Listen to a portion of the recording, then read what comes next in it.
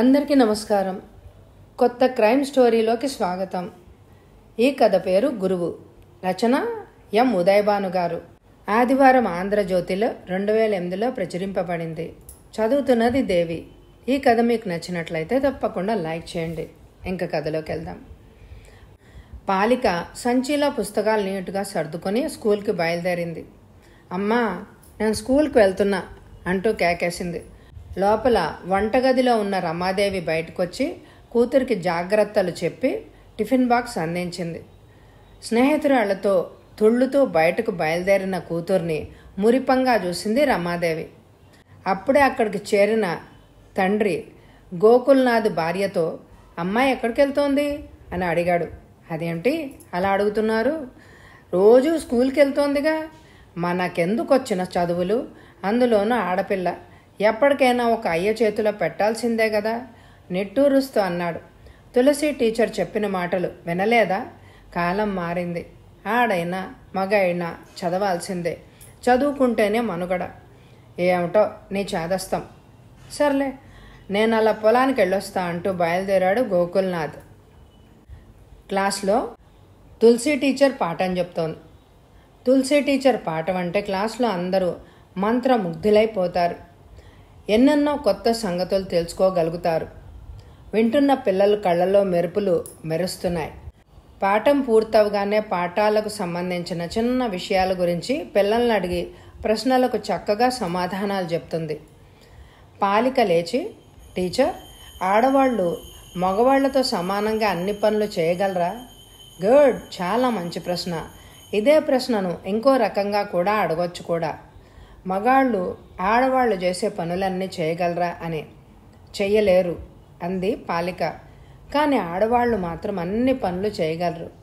Teacher మాట పూర్తి కాకుండానే, ఆడవాళ్ళు విమానం నడపగలరా అని అడిగింది పాలిక.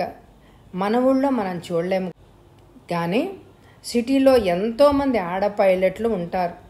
మనం సైకిల్ ఎలా తొక్కుతామో అంతే చలాగ్గా విమానాలు నడుపుతారు.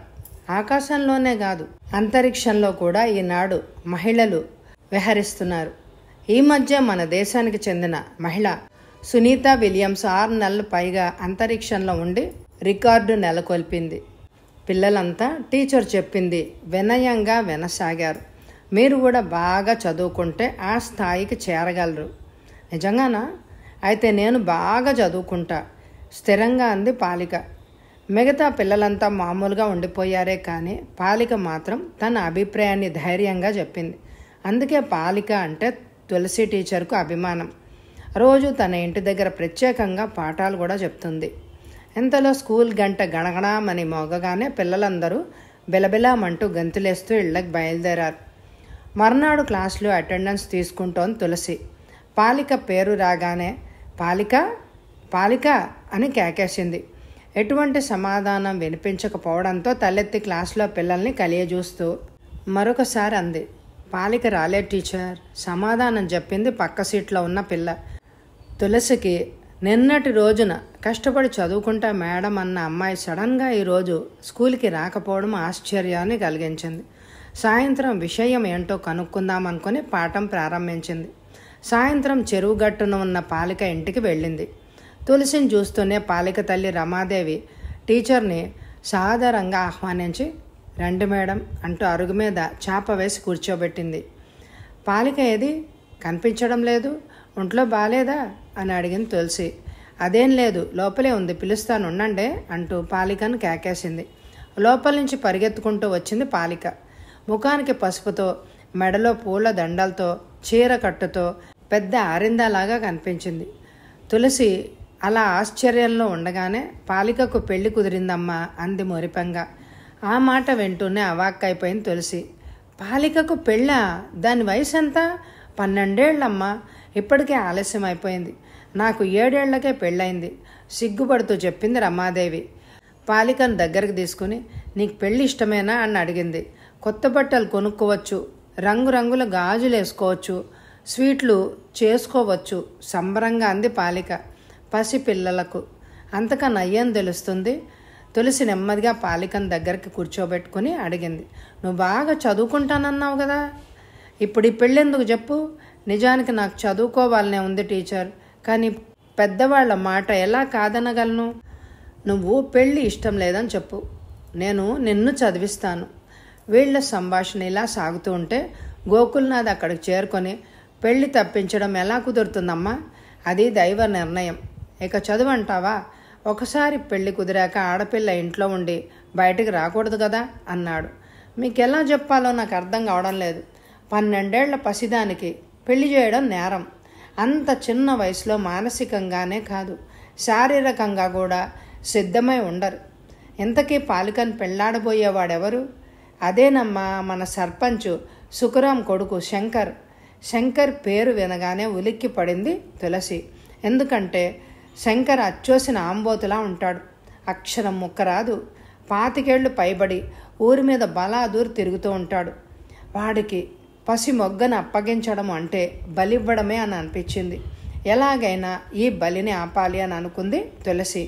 ఆ దున్న పోతుకు ఈ పసిపిల్లను ఇవ్వడానికి వీల్లేదు ఖరాఖండిగా చెప్పింది తులసి.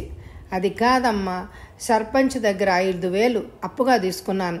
అది తీర్చమంటే సర్పంచు ఉపాయం చెప్పి మమ్మల్ని ఆదుకుంటాను అని అన్నాడు, చెప్పింది రమాదేవి. వాళ్ళ అమాయకత్వానికి నవ్వాలు ఏడవాలు అర్థం కాలేదు తులసికి. మారు మాట్లాడలేక అక్కడి నుంచి నిష్క్రమించింది తులసి.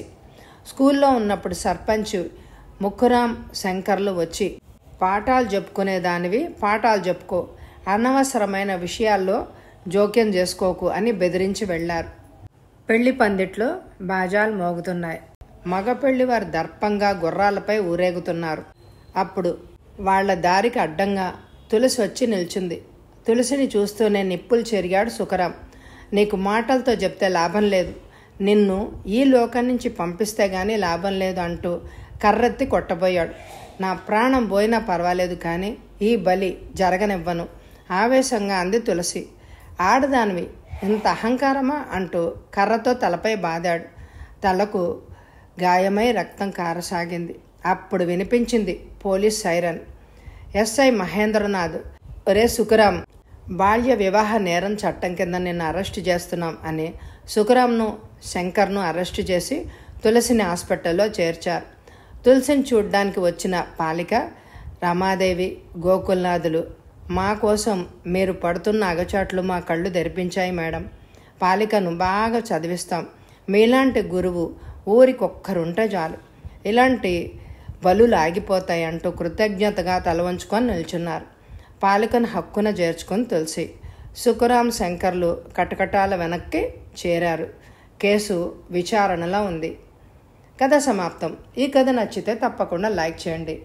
అలాగే మీకు ఈ కథలు ఏ టైంలో పెడితే మీరు చూడగలుగుతారో కామెంట్ ద్వారా నాకు తెలియచేయండి. Thank you very much my dear friends.